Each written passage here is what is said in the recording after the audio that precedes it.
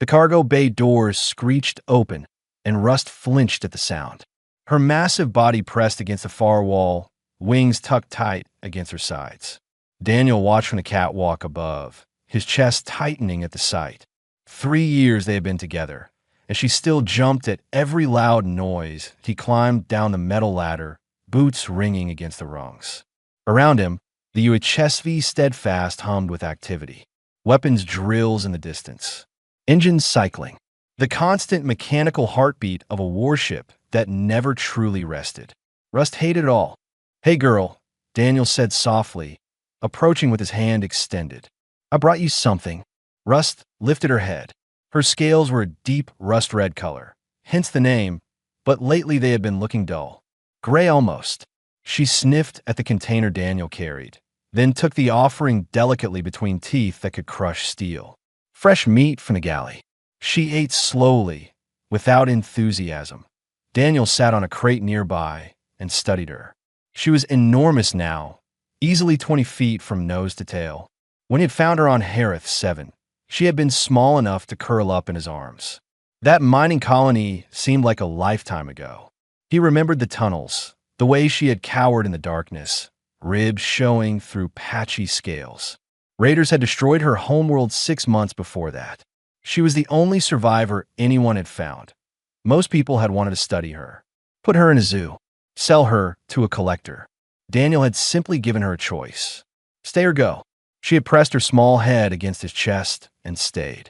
"Captain," a voice crackled through his comm. Patricia Webb, his second in command. "You're needed on the bridge." 5 minutes, Daniel replied. "Sir, Admiral Harrison is waiting." Daniel sighed. He reached out and scratched under Rust's shin, the one spot that always made her rumble with pleasure. Today, even that barely got a response. "I'll be back soon," he promised. "Try to eat more, okay?" Rust watched him leave with ancient, sad eyes. The bridge was controlled chaos. Officers worked at their stations, coordinating supply runs and patrol routes. Admiral Harrison's face filled the main screen, his expression hard. "Captain Cross," Harrison said without preamble, "I'm told you're still housing that creature on your ship." Daniel kept his voice level. "Rust is a member of my crew, sir. She's a liability. That cargo bay could hold additional ammunition, medical supplies, actual military resources. With respect, Admiral, she doesn't take up that much space." Harrison's eyes narrowed. "I received complaints. Your crew says the creature is disruptive. Loud. Dangerous." "Who complained?" Daniel asked, though he could guess. A few of the newer transfers had been vocal about Rust from day one. That's not relevant. What matters is that the Steadfast is a warship, not a sanctuary for exotic animals.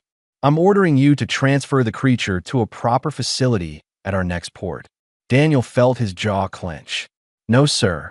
The bridge went silent. Patricia shot him a warning look. "Excuse me." Harrison's voice could have cut glass. "Permission to speak freely, sir." "Denied. You have your orders, Captain." The screen went dark.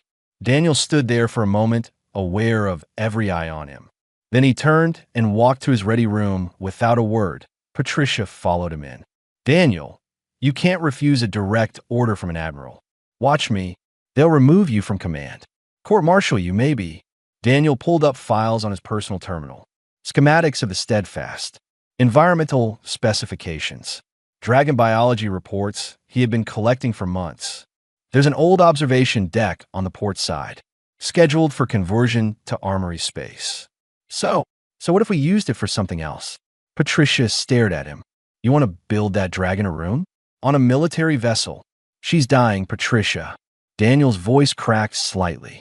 He cleared his throat. "I spoke with Churk yesterday. He examined her. Dragons and her species, when they experience chronic stress, they just fade. Stop eating. Stop moving. Their scales turn gray and they die. Daniel, she saved my life on HFY. Did I ever tell you that? After I found her, raiders came back looking for survivors to sell.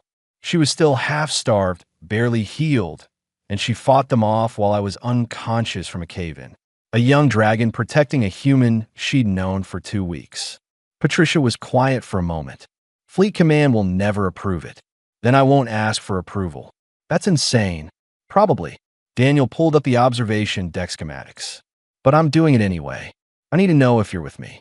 Patricia looked at the plans, then at Daniel, then back at the plans. Finally, she sighed. You're going to get us both demoted. Is that a yes? That's a yes, you stubborn idiot. She leaned over the terminal. But if we're doing this, we're doing it right. We'll need help. Louise from engineering. Keiko from hydroponics. People we trust. Thank you. Don't thank me yet. Thank me if we don't end up in the brig. That night, Daniel returned to the cargo bay. Russ was curled in her usual corner, barely moving. He sat beside her, his back against her warm flank. I'm going to build you something, he said quietly. A real home. Not this cold metal box. Somewhere with plants and water and windows to see the stars. Somewhere you can actually live, not just exist. Russ made a small sound, almost a whimper. I know you're tired. I know this ship is loud and scary and nothing like what you need. But hold on a little longer. Please, just hold on. He felt her wing unfold slightly, draping over him like a blanket. In all their time together, she had never done that before. It was a gesture of trust, of family. Daniel pulled out his tablet and began sketching.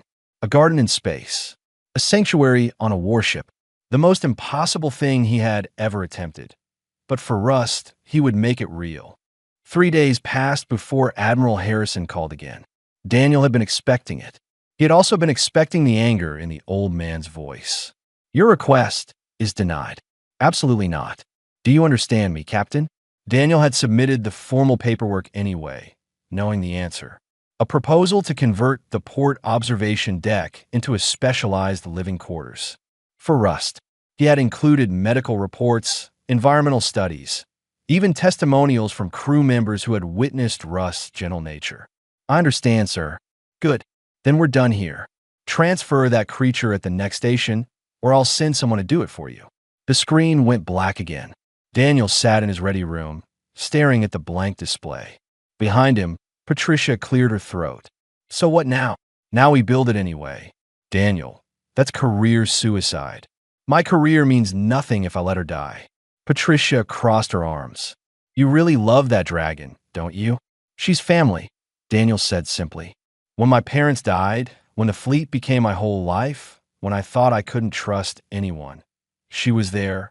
She never judged, never demanded. She just existed beside me, and that was enough. That's beautiful and all, but we need a plan. Harrison will have inspectors checking on us. Daniel pulled up a timeline. Our next inspection isn't for 6 weeks.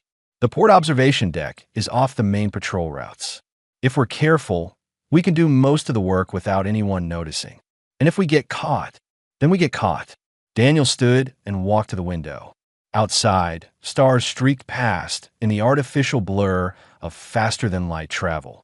I've spent 20 years following orders, fighting battles, watching good people die for a cause I believe in. But what's the point of protecting the galaxy if we can't protect the ones right beside us? Patricia was quiet for a long moment. You're giving me a speech. You only do that when you're trying to convince yourself, not me. Daniel laughed despite everything. Maybe. Fine. I'm in. But we need more than just the two of us. They held the first meeting in the engineering bay during Gamma shift, when most of the ship slept. Luis Reyes showed up first, wiping grease from his hands. Keiko Sato came next, still wearing her hydroponics apron. Then others. A pilot named Amy Richardson. A young ensign named David Brooks. A weapons officer named Tomas Ruiz. 0.8 people total. All volunteers. Daniel explained the plan. The old observation deck would become Rust's sanctuary. They would work during off hours, using spare materials and recycled equipment. Environmental controls. A water system. Plants. Everything a dragon needed to thrive. This is illegal, Luis pointed out. Not arguing, just stating facts. Yes, Daniel agreed. We could all be discharged. Yes. When do we start? They began that night. The observation deck was a mess. Decades of neglect had left it filled with broken equipment and dust. The windows were intact, though, huge panels that showed the cosmos beyond. That was the important part. Russ needed to see the sky, even if it was the artificial sky of deep space. They worked quietly, Luis rig temporary lighting. Keiko assessed which plants could survive in the space. Amy and David started hauling out the junk, load by load, disguising it as regular waste disposal. Daniel worked alongside them, welding and lifting and planning. His hands blistered. His back ached. He had not done physical labor like this since his academy days, and his body reminded him of every year that had passed since then. On the fourth night, Tomas arrived with something unexpected, a small pump and tubing. For water, he explained. Figured she might like running water. Dragons do, right? How did you know that? Tomas shrugged. Read about it. After you took her in, I got curious. Did some research. It was a small thing, a minor detail, but it meant someone else cared. Someone else saw Rust as more than just an inconvenient animal. The work continued for 2 weeks. They installed environmental controls that could adjust temperature and humidity. Luis jury-rigged the system to pull condensation from the ship's recycling units, creating a small stream that would flow over rocks into a shallow pool.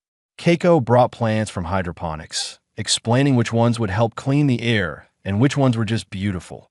Daniel barely slept. Between his regular duties and the secret construction, he was running on caffeine and determination. Patricia covered for him when he nodded off during briefings. The crew pretended not to notice. The close call came during week 3. Admiral Harrison sent an inspection team without warning. They arrived during Delta shift when half of Daniel's volunteers were in the observation deck installing the water feature. Patricia intercepted the inspectors at the airlock. Gentlemen, welcome aboard the Steadfast. Let me give you the full tour. That won't be necessary, Commander. We're here for a specific inspection. Of course. But surely the Admiral would want you to see our recent upgrades to the weapon systems? Captain Cross has been very proud of those. She led them the long way, through every uninteresting corridor she could find. Meanwhile, Daniel received her urgent message and raced to the observation deck. When he arrived, his team was frantically hiding tools and covering the half-finished construction with tarps. Everyone out. Now, use the maintenance shaft. They disappeared just as the inspectors reached the sealed deck door. Daniel positioned himself in front of it, reviewing a tablet as if checking routine maintenance logs. Captain Cross, the lead inspector said, we need to verify the armory expansion in this section. Armory expansion? That's not scheduled until next quarter. Our records show this observation deck was slated for conversion. Those are old plans. We determined it wasn't structurally sound. The hull plating needs replacement. It's been sealed off pending repairs. The inspector frowned. I need to see inside. Daniel's heart hammered. Behind that door was undeniable evidence of everything he had been building. I'm afraid that's not possible. The environmental seal is the only thing preventing atmosphere loss in that section. Opening it could compromise the entire deck. It was a complete lie. The inspector seemed to sense it. He stepped closer to the door.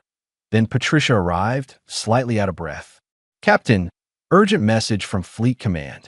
Eyes only. I'm in the middle of, sir, it's priority alpha. Daniel had no idea what she was doing, but he trusted her. Excuse me, gentlemen. Commander Webb will assist you with the rest of your inspection. He left, walking calmly until he rounded the corner. Then he ran to his ready room, where Patricia joined him moments later. They're going to check the door, Daniel said. No, they won't. I told them there was a radiation leak in that section from a damaged sensor array. They're not cleared for exposure. Is that true? Does it matter? They believed me. The inspectors left an hour later, their report noting minor concerns, but nothing worth escalating. Daniel and Patricia watched them depart from the bridge, both trying not to show their relief. That was too close, Patricia said quietly. I know. Maybe we should stop. Finish what we can and just know. Daniel's voice was firm. We're too far in now, and Rust is getting worse. Churik says she has maybe a month left if things don't change. Patricia looked at him with something like sadness. You know this can't end well, right? Probably not. But at least it will end with her having had one good thing. One place where she felt safe. That night, Daniel visited Rust in the cargo bay. She lifted her head when he approached, and he saw how much thinner she had become. Her eyes were dimmer. Her movements slower. Just a little longer, he whispered pressing his forehead against her snout. Hold on just a little longer. I'm building you something wonderful. Russ made a soft sound, almost like a question. You'll see. I promise. Week 5 brought unexpected gifts. A package arrived during a supply run, addressed to Daniel, but with no return information. Inside were smooth river stones, dozens of them, polished and perfect. No note. No explanation. Louise turned one over in his hands. Dragons arrange stones, right? To mark their territory. How did you know that? Daniel asked. Someone left a book in the engineering bay. All about dragon behavior and psychology. Been reading it during breaks. Daniel felt something warm expand his chest. His crew was learning about Rust, caring about her. Not because they had to, but because they wanted to. The stones went into the observation deck, arranged in careful patterns around the water feature. Keiko added moss between them, tiny green cushions that made the whole thing look ancient and natural rather than constructed. The transformation was remarkable. What had been a cold, abandoned space now felt alive. The environmental controls worked perfectly, creating pockets of different temperatures and humidity levels. Russ could choose where to be comfortable. The plants thrived under artificial sunlight, growing faster than Keiko had predicted. The water burbled over rocks in a peaceful rhythm that seemed to calm everyone who heard it. But the real magic was in the details. Someone had programmed the lighting to mimic sunrise and sunset. Someone else had built a raised platform where Russ could perch and watch the stars through the massive windows. Amy Richardson had even found a way to pipe in natural sounds, recordings of wind and rain and distant bird calls. IT was not just a room. It was a home. Daniel stood in the center of it during Gamma's shift, alone except for the gentle sounds of water and rustling leaves. He thought about his own childhood home, long gone now. His mother's garden, where he had played as a boy. The way sunlight had filtered through leaves. The smell of earth after rain. They had built something that felt like those memories. A piece of earth, growing impossibly aboard a warship millions of miles from home.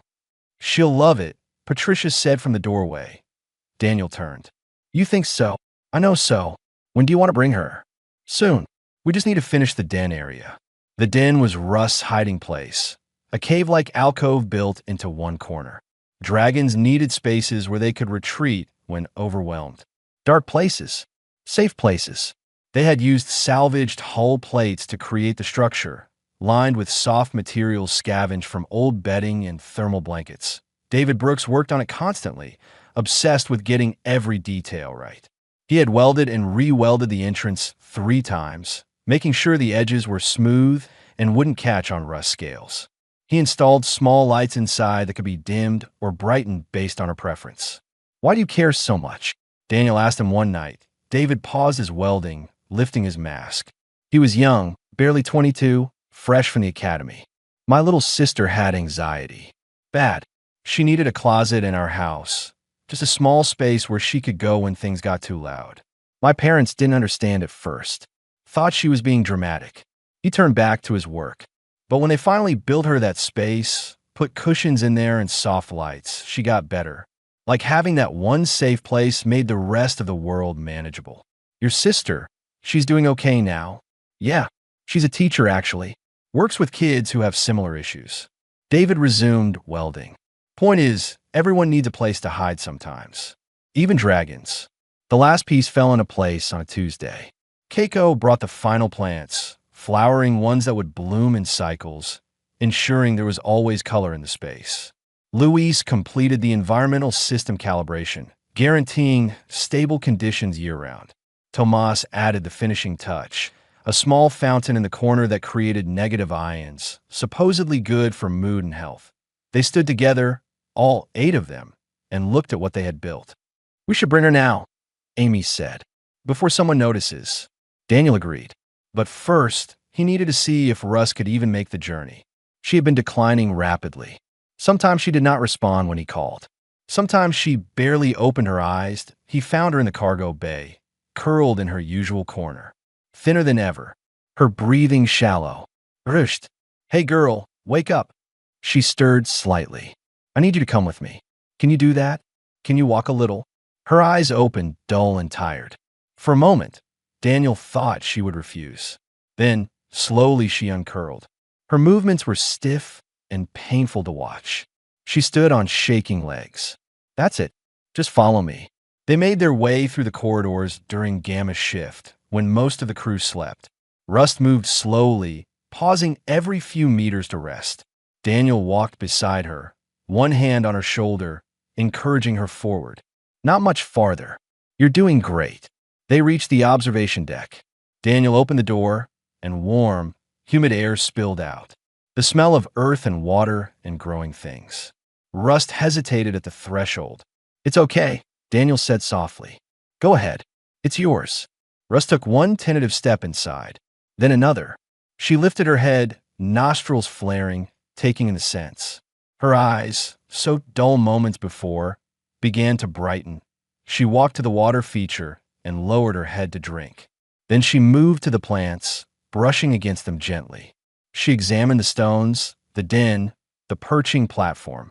She spread her wings slightly, testing the space, and found it was large enough to stretch without hitting walls.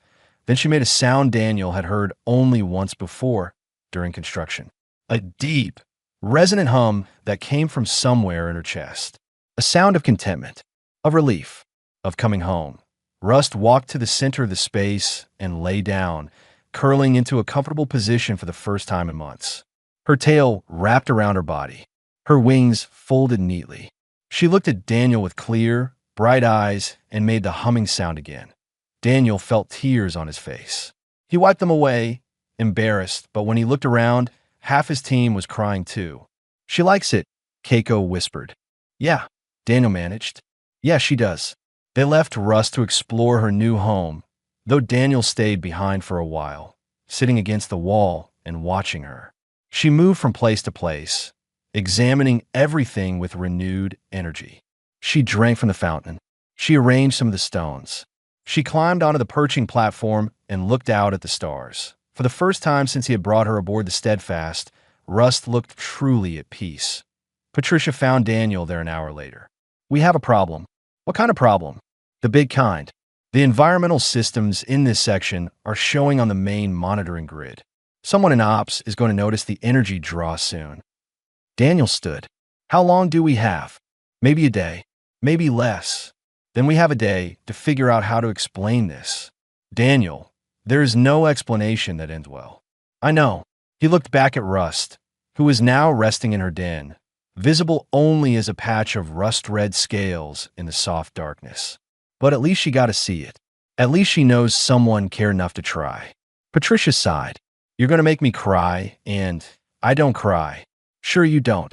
They stood together in silence, watching a dragon sleep peacefully for the first time in years. Outside the windows, stars wheeled past in their ancient dance. Inside, something gentle grew aboard a ship built for war. And for one perfect moment, everything was exactly as it should be. The summons arrived at dawn. Fleet Command wanted Daniel on a secure channel immediately. Not requested, not invited. Ordered that he took the call in his ready room, knowing what was coming. Admiral Harrison's face appeared on screen, and behind him sat 4 other high-ranking officers. A formal review board. Captain Cross, Harrison began, his voice cold. We've detected significant, unauthorized modifications to your vessel. Energy consumption patterns inconsistent with approved systems. Environmental controls running in a supposedly sealed section. Care to explain? Daniel straightened his uniform. I converted the port observation deck into specialized quarters. For the Dragon. Yes, sir. Despite my direct order to transfer that creature. Yes, sir. One of the other officers leaned forward. Admiral Rodriguez, if Daniel remembered correctly. Captain, do you understand the severity of what you've done? Unauthorized modification of fleet property. Misuse of military resources. Direct insubordination. These are court-martial offenses. I understand, sir. Then why? Rodriguez actually seemed curious rather than angry. Why risk your career, your freedom, for an animal? Because she's not just an animal, sir. She's a sentient being who is suffering. My responsibility as a captain is to everyone under my command, regardless of whether they wear uniform. Harrison cut in. Your responsibility is to follow orders and maintain military discipline, both of which you failed spectacularly. The hearing continued for an hour. They presented evidence, energy logs, reports from crew members who had noticed the activity, even footage from security cameras showing equipment being moved during Gamma's shift. Daniel did not deny anything. There was no point. Patricia testified on his behalf, explaining how Rust had helped crew members with combat stress, how her presence had improved morale. Luis provided technical data showing the environmental system actually improved efficiency in surrounding sections.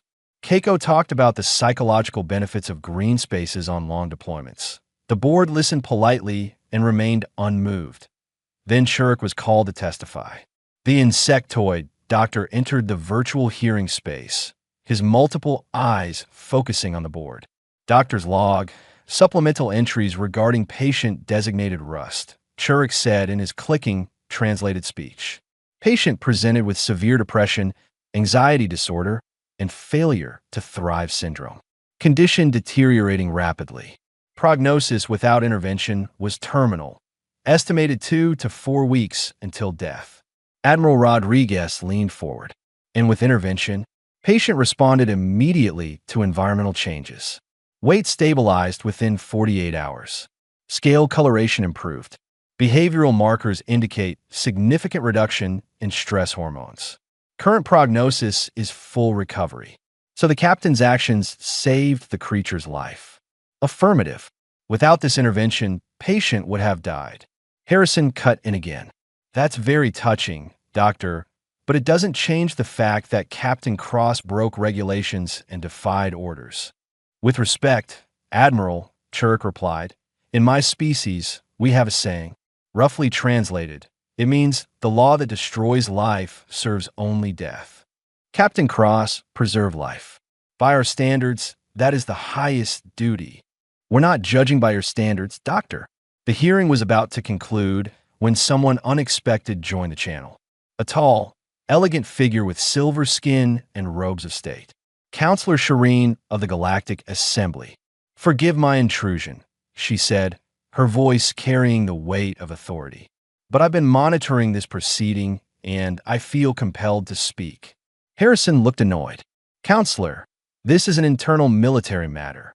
Is it?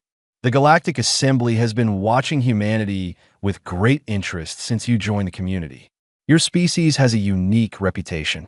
We're aware of our military capabilities. I'm not talking about your weapons, Admiral. I'm talking about your capacity for compassion, your ability to make others feel safe, to create homes in impossible places. Shireen's image moved closer, her expression serious. Every species in the Assembly has strengths. The Taurians have technology. The Venturi have ancient wisdom. The Kalesh have numbers. But humans? Humans have something rarer. You see suffering, and you cannot help but respond to it. You build gardens in deserts. You make families with strangers. You look at the universe and insist it can be kinder. She gestured to the data on screen. This captain saw a dying creature and built her a sanctuary. Not because it was profitable, not because it served military objectives, but because it was right. And now you want to punish him for embodying the very qualities that make humanity valuable to the galactic community. Harrison's jaw tightened. Counselor, with respect, discipline and order are what make the fleet effective. And compassion is what makes humanity worth defending, Shireen countered. What message does it send if your own military cannot extend mercy to one creature under its care? If you punish kindness instead of celebrating it? The board conferred quietly. Daniel stood at attention, barely breathing. Finally, Admiral Rodriguez spoke. Captain Cross, you've put us in an impossible position. What you did was illegal. There's no question about that. But the counselor raises valid points about optics and values. We're proposing a compromise, Harrison said, clearly unhappy. The sanctuary stays, but it must pass full safety inspections and cannot interfere with ship operations. You'll be officially reprimanded, which will affect your promotion prospects. And you'll write a formal proposal for integrating non-combat personnel support systems on fleet vessels. Daniel blinked. Sir, if we're going to allow this, It needs to be more than just your pet project. Other ships are reporting similar morale issues. If your garden idea works, maybe it should be standard. You're approving it. We're not approving anything, Rodriguez said. We're declining to court-martial you, which given the circumstances is generous enough. Don't make us regret it. The channel closed. Daniel stood in his ready room, slightly stunned. Patricia entered a moment later, grinning. We won, she said. We actually won. We got lucky. If Counselor Shireen hadn't intervened, but she did, that's what matters. Patricia's expression softened. You should go tell Rust. Daniel found the dragon in her sanctuary, basking on her platform in artificial sunlight. When he entered, she lifted her head and made that humming sound. He climbed up beside her and sat with his back against her warm flank. We get to keep it, he said. They're going to inspect it, make sure it's safe, but we get to keep it. Russ turned her head to look at him with those ancient eyes.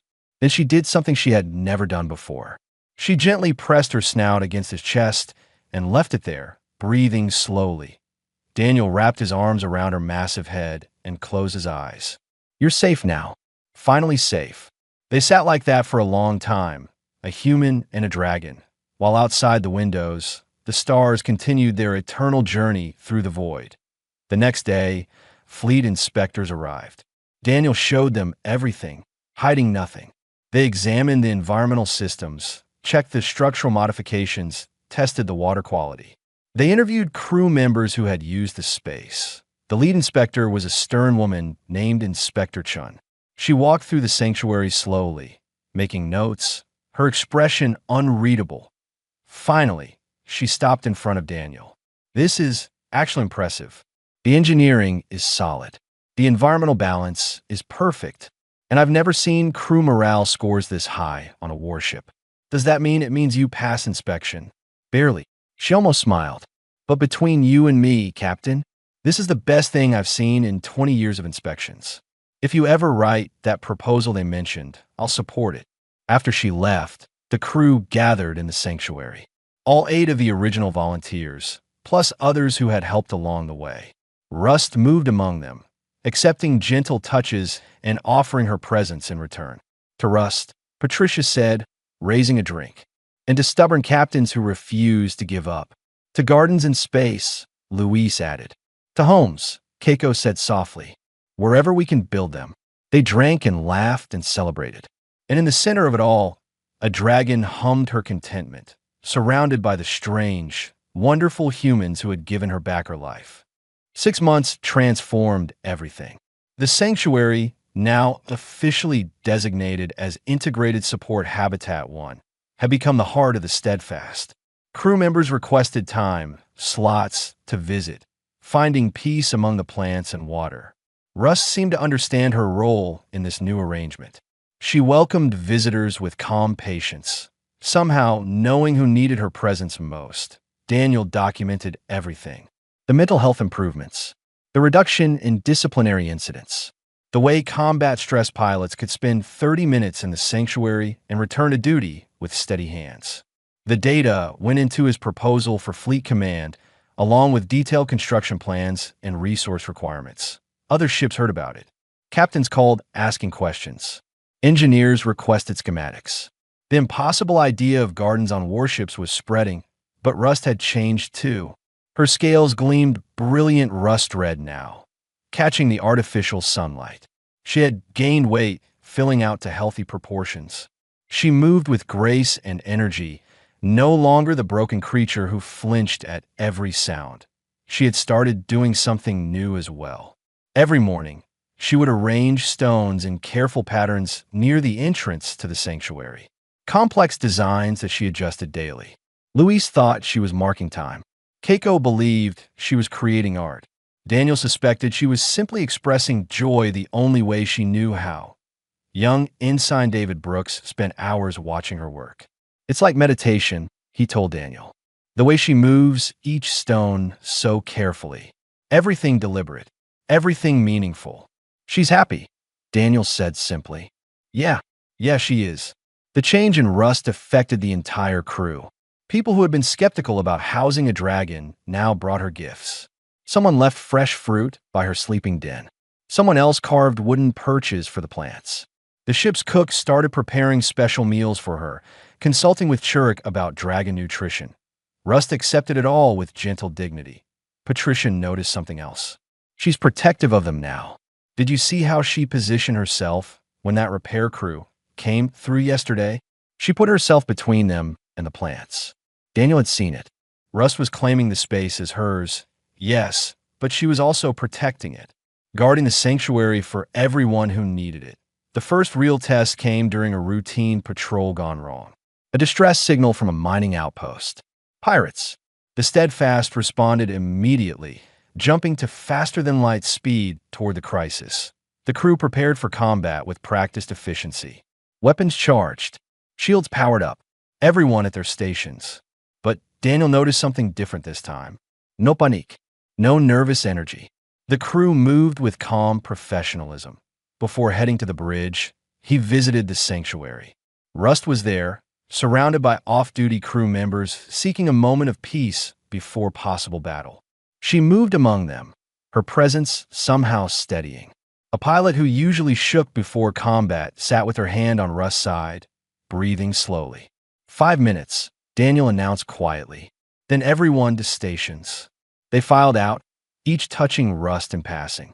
A hand on her flank. Fingers brushing her wing. Small gestures of gratitude. The battle was brief but intense. The pirates fled when they realized they faced a fleet warship. No casualties. Minimal damage. But it could have gone differently. Afterward, Daniel found the same pilot in the sanctuary, crying quietly while Rust curled around her. The dragon made soft sounds, almost like crooning. She knows, the pilot said through tears. She always knows when someone's scared. Daniel left them alone. Some moments were too private to intrude upon. That night, he compiled another report. Combat effectiveness up 12%. Response times improved. Communication clearer. The sanctuary was not just helping mental health. It was making them better at their jobs. He submitted it to Fleet Command with a simple note. This works. We need this on every ship. Admiral Harrison called him the next day. Your reports are causing quite a stir, Captain. Good stir or bad stir, sir? Both. Some admirals think you've lost your mind. Others are already requesting construction permits for their own ships. Harrison paused. I'm in the latter category for what it's worth. Sir, I was wrong, Cross. About the dragon. About the sanctuary. About all of it. My ship could use something like this. My crew could use it. Daniel felt something loosen in his chest. Validation he had not realized he needed. The requests came flooding in after that. 73 ships wanted sanctuaries. Engineers needed training. Biologists wanted to consult. The project that started as one captain's desperate attempt to save his dragon friend became a fleet-wide initiative, but the Steadfast remained the original. The template. Other ships could copy the design, but they could not copy what made it special. The history. The love poured into every detail. The fact that it was built in secret by people who risked everything for one creature's happiness. And they could not copy Rust. She became something of a legend. The dragon who changed fleet policy. New recruits asked to see her. Visiting dignitari requested tour. She handled it all with patient grace, though Daniel made sure she had private time too. Even dragons needed rest from being famous. Counselor Shireen visited during a diplomatic stop. Daniel gave her a personal tour of the sanctuary. She walked slowly through the space, taking in every detail. This is what I meant, she said finally. When I spoke to the review board, this is humanity's gift. You take broken things and make them whole. You find ways to nurture life, even in places designed for death. We just did what felt right, Daniel said. Exactly. That's the gift. It feels right to you. Many species would never think to do this. The practicality would override the compassion. But humans? You cannot help yourselves. You see suffering, and you must respond. Rust approached the counselor, moving slowly, head lowered in respect. Shireen reached out and placed her hand on Rust's snout. Thank you, she said softly, for teaching them that protecting you is worth the risk, for showing them their own better nature. That evening, Daniel sat in the sanctuary during Gamma's shift. alone except for Rust, who dozed on her platform. He thought about how far they had come. From that cargo bay where she barely moved to this garden where she thrived. From defying orders to changing policy. From one captain's desperate act to a movement across the fleet. Did you know, he asked the sleeping dragon, when you followed me from Harith 7, did you know we'd end up here? Rust opened one eye, regarded him calmly, then closed it again. Her tail twitched slightly, possibly the dragon equivalent of a shrug. Daniel laughed quietly. Yeah, me neither. He stood and walked to the windows. Outside, stars blazed in their billions. Somewhere out there, on dozens of ships, construction crews were building new sanctuaries, following the template, creating places of gentleness aboard vessels of war, all because one dragon needed a home. All because one captain refused to give up. Patricia found him there an hour later. We're getting another request. The flagship wants to build one. Admiral Harrison himself signed off. That's good. It's more than good. It's victory. She stood beside him, looking out at the stars. You started something important, Daniel. Something that's going to outlast both of us. We started it. The whole team. Fine. We started it. But you fought for it when it mattered most. They watched Rust sleep, her breathing deep and steady. A dragon at peace aboard a human warship. An impossible thing that had become real through stubborn determination and love. She saved me, you know, Daniel said quietly. I think about who I was before Harith 7. So focused on duty, I forgot why duty mattered. She reminded me. Every day, just by existing, she reminds me what we're protecting. Life, Patricia said. Yeah, life. The emergency came without warning. A massive convoy of refugee ships, fleeing conflict in the outer territories. Hundreds of thousands of people with nowhere to go. The Steadfast received orders to escort them through contested space to safety. Daniel knew what that meant. Pirates. Scavengers. Maybe worse. The convoy would be a target, slow-moving and vulnerable. His ship would be the only thing standing between refugees and disaster. He briefed his crew honestly. This will be dangerous. We're outnumbered and operating far from support. Anyone who can't handle that should speak now. Nobody spoke. They had trained for this. More importantly, they had the sanctuary. A place to find calm before the storm, in the days leading up to the mission. The sanctuary saw constant use. Crew members cycled through in shifts, spending precious minutes in peace before returning to preparation. Rust seemed to understand the tension. She moved among them more actively than usual, offering her presence to anyone who needed it. The day before departure, young David Brooks sat with her for over an hour. His hand shook slightly as he ran them over her scales. I'm scared, he admitted quietly. Rust lowered her head and pressed her snout gently against his chest. The same gesture she had given Daniel months ago. A gesture of family. Thanks, David whispered. I needed that. The convoy jumped to faster-than-light speed in formation. 300 refugee ships, fragile and desperate, with the Steadfast as their guardian. Daniel watched from the bridge as they emerged in contested space. The attacks started within hours. Small raider groups, testing their defenses. The Steadfast drove them off easily, but Daniel knew worse was coming. Between battles, the crew rotated through the sanctuary. 15-minute breaks to breathe and center themselves. It should not have worked. Conventional military thinking said they needed rest periods, not garden visits. But the data did not lie. His crew performed better, faster, more efficiently after time with Rust. The worst attack came on day 3. A full pirate fleet, 20 ships, moving to surround the convoy. The Steadfast was alone against impossible odds. All hands to battle stations, Daniel ordered. We hold the line. We do not let them through. The fight was brutal. The Steadfast took hits that rocked the entire ship. Alarms screamed.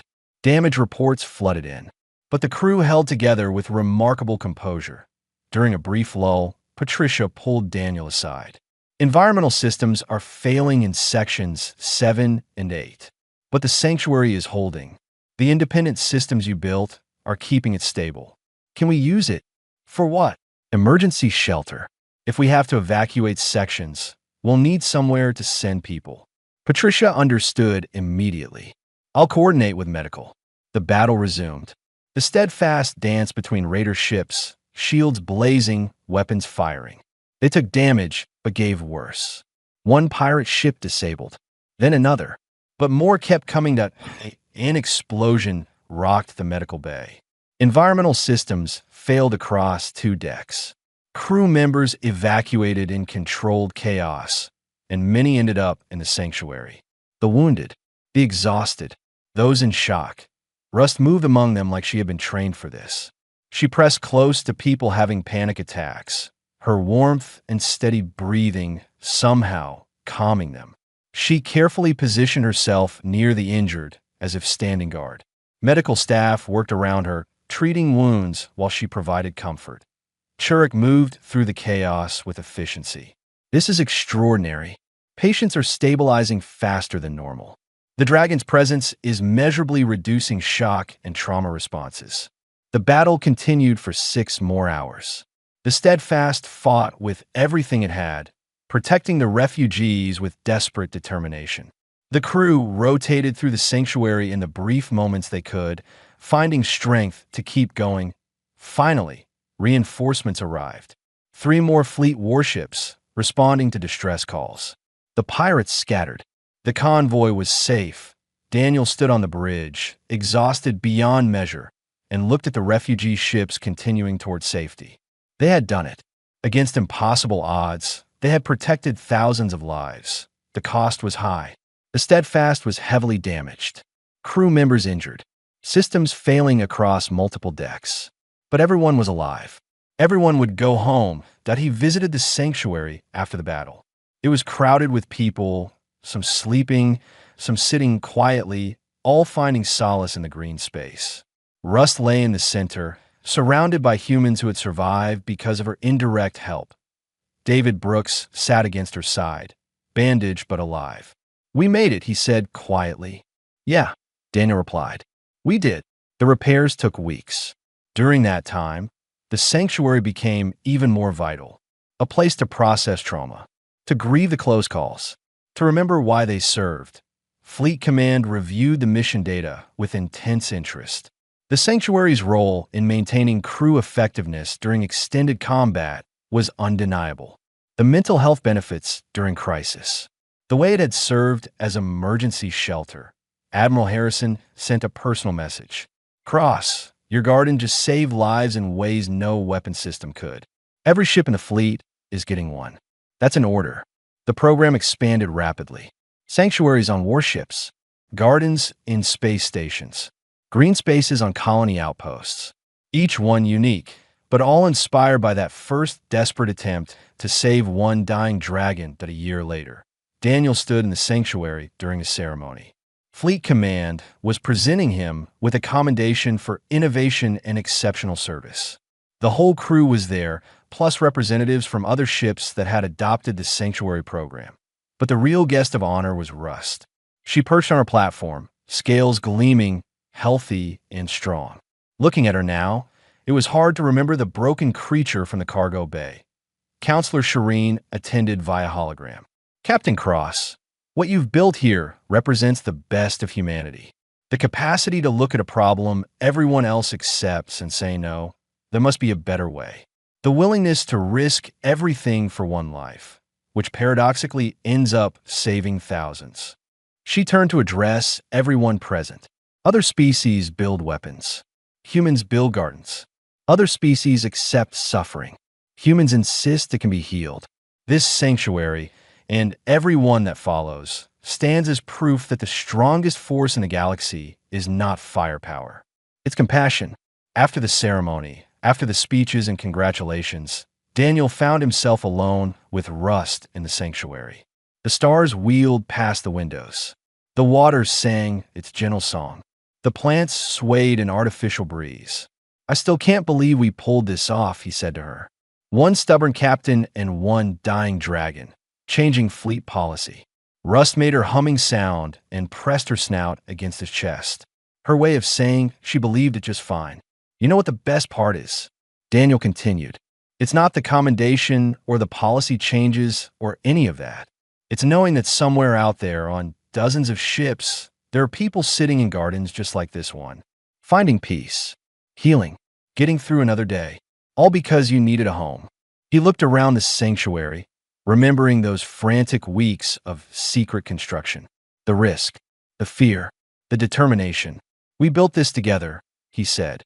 Me, Patricia, Luis, Keiko, David, Ami, Tomas.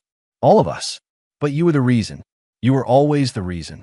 Russ settled down beside him, and Daniel leaned against her warm flank. Through the windows, the stars continued their eternal dance. Somewhere out there, the galaxy turned with all its conflicts and chaos. But here, in this moment, there was only peace that a warship carried them through the darkness, bristling with weapons designed to destroy. But deep in its heart, past the armor and the reactors and the cold military efficiency, there was a garden. And in that garden, a dragon hummed her contentment, while a human captain finally understood what he had been fighting for all along. Not victory, not glory, not even survival, though that mattered, that he had been fighting for this. For the possibility of gentle things existing in harsh places. For the chance to protect the vulnerable and nurture the wounded. For homes built against all logic, proving that love could reshape even the most impossible circumstances. The fleet captain stood in his warship, surrounded by plants and water and one very content dragon. The most powerful weapons in the galaxy waited at his command. But the most important thing he had ever built was right here, a sanctuary. A home. A reminder that even in the darkest places, even aboard vessels designed for war, there must be spaces where life is cherished. Where the strong protect, not by destroying, but by making room for others to simply exist. Daniel Cross had built Rust a home. But in doing so, he had built something far greater. A vision of what military service could be, should be. A fusion of strength and compassion, power and peace. The sanctuary hummed with life around them. Outside, the war continued. Inside, a dragon and her human family proved that sometimes the bravest thing a warrior can do is choose gentleness. And in that choice, everything changed.